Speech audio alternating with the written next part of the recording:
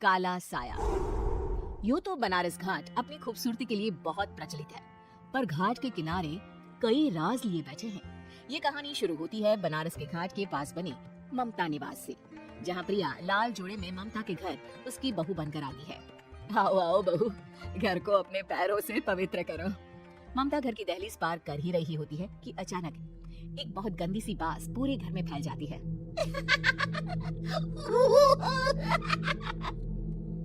ये बदबू और ये आवाजें, ये कौन हंस रहा है माँ?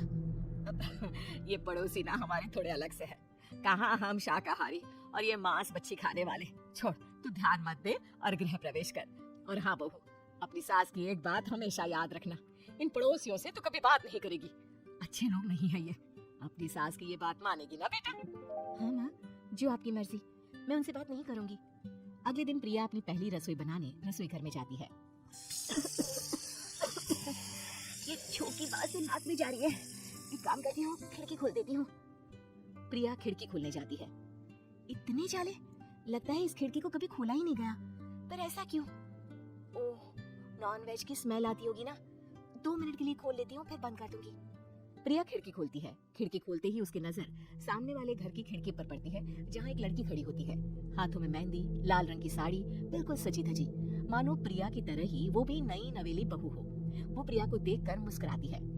हे भगवान, माँ ने तो इनसे बात करने को मना किया था। प्रिया फौरन ही खिड़की बंद कर देती है और तवे पर चिढ़े रोटी की ओर देखने लगती है, पर वहाँ रोटी न होकर मछली पड़ी होती है। ये क्या?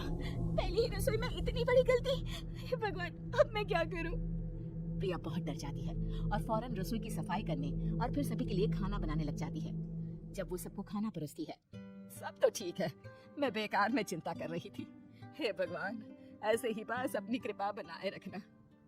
रात के वक्त जब सब सो रहे होते हैं, तब प्रिया को पायल की आवाज सुनाई देती है, जिससे उसकी आंख खुल जाती है। ये पायल की आवाज कहाँ से आ रही है? प्रिया उठकर उस आवाज के पीछे छत की सीढ़ियों तक जाती है। तभी से बच्चे के रोने की आवाज आती है। प्रिया छत पर जाती है तो क्या देखती है? वही लाल साड़ी वाली लड़की अपनी गोद में एक नवजात बच्चे को घुमा घुमा कर सुला रही है। तभी प्रिया की नजर उसकी पीठ पर पड़ती है। ओह गॉड, ये तो प्रेग्नेंट भी है। सुनिए, बच्चा सो नहीं रहा है क्या? मैं कुछ मदद करूं? नहीं नहीं, आपके घर वालों को अच्छा नहीं लगेगा, मैं संभालूंगी। स्नेहा की गोद से बच्चा हाथ मारकर प्रिया की गोद में आने को छटपटाने लगता है। दोनों घर अगल बगल में बने होने के कारण प्रिया उस बच्चे को गोद में ले लेती है। प्रिया के पास आते ही वो सो जाता है। बच्चे का वो स्पर्श रात भर प्रिया भूल नहीं पाती और अगली सुबह वो छत पर कपड़े सुखा रही होती है, तभी उसे एक औरत इशारा करके बुलाती है। स्नेहा कह रही थी बाबू तुम्हारी गोद में आती ही सो गया। मैं गौरी, स्नेहा की माँ हूँ। बहू, घर आना, बाबू को खिला भी लेना। शाम को जब घर पर कोई नहीं रहता, बच्चे से मिलने के लिए प्रिया छिपकर अपनी पड़ोसन के घर चली जाती है और कुछ देर बच्चे को खिलाकर वापस लौट आती है। इसके कुछ दिन बाद ही प्रिया को पता चलता है कि वो माँ बनने वाली है। ममता की खुशी का ठिकाना नहीं रहता। माँ जी, पता नहीं क्यों उल्टी आ रही है। प्रिया भागती हुई वॉशरूम में जाती है तो हरे और लाल रंग की उल्टी करती है।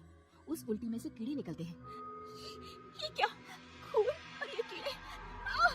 माँ! प्रिया की आवाज सुनकर ममता दौड़ कर आती है, पर बेसिन में कुछ नहीं होता। प्रिया हक्की बक्की रह जाती है। ये सब क्या हो रहा है? प्रिया घबरा जाती है और अपने कमरे में जाकर सो जाती है। डर के कारण वो इतनी थक जाती है कि उसकी आंख लग जाती है।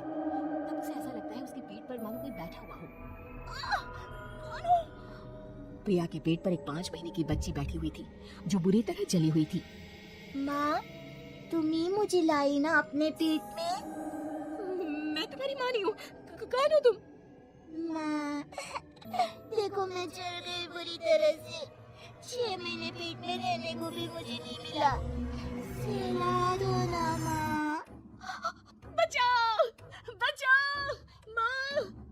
ममता दौड़कर कमरे में आती है। प्रिया की बातें सुनकर वो सब समझ जाती है। तू कहीं बगल वाले घर में तो नहीं जाकर आई ना बहू? मुझे माफ कर दो, मैं गई थी माँ। उस घर में सब मरे हुए हैं बहू। कई साल पहले स्नेहा उस घर में बहू बनकर आई थी। कुछ ही दिन में वो एक बच्चे को जन्म देने वाली थी। पूरा घर बच्चे के आने की खुशी में खोया था। एक दिन अचानक उस घर में आग लग गई, सब बुरी तरह जलकर मर गए। गौरी आज भी दादी बनने का इंतजार कर रही है और इसीलिए स्नेहा ने अपना अजन्मा बच्चा तुम्हारी कोख में डाल दिया। ममता ये कह रही होती कि पीछे से उसके पैरों को एक बच्चा पकड़ लेता है। दादी, दादी। माँ, नेहा की गोद में यही बच्चा था। ये बच्चा कौन है फिर? तेरी भी दादी। जिस चीज का ममता को डर था वही हो गया। ममता निवास के ऊपर मौत ने चादर बिछा दी थी। प्रिया का पेट ऐसे ही बढ़ जाता है मानो 9 महीने का हो। 2 हाथ उसके पेट से बाहर निकलते हैं। बहू, संतोष को फोन कर, किसी पंडित जी को बुला बहू। प्रिया का पति भागता हुआ घर आता है। ये तो होना ही था माँ। तेरा बाप तेरे सामने आ गया तो तू सह नहीं पा रही है। स्नेहा घर में आग लगी नहीं थी, माँ ने लगाई थी, प्रॉपर्टी की लालच में। और वो बच्चा मेरी पहली पत्नी का बच्चा है, मेरा बेटा, जो कि उस आग की चपेट का शिकार हो गया था। मैंने तुमसे ये सब माँ के कहने पर छुपाया था। मुझे माफ कर दो प्रिया। तुम अगर चाहो तो यहाँ से जा सकती हो। मैं तुम्हें किसी भी बंधन में रखना नहीं चाहता। मेरी शादी हुई है आपसे, मैं आपको छोड़ नहीं सकती, पर उससे पहले हमें स्नेहा, उसकी माँ और बच्चे की आत्मा की शांति करवानी होगी। संतोष और ममता गौरी के घर जाते हैं। अंदर सब कुछ जला हुआ होता है। जमीन पर जली हुई लाशें बिखरी हुई थी। ममता रो रो कर अपनी करने की माफी गौरी से मांगती है।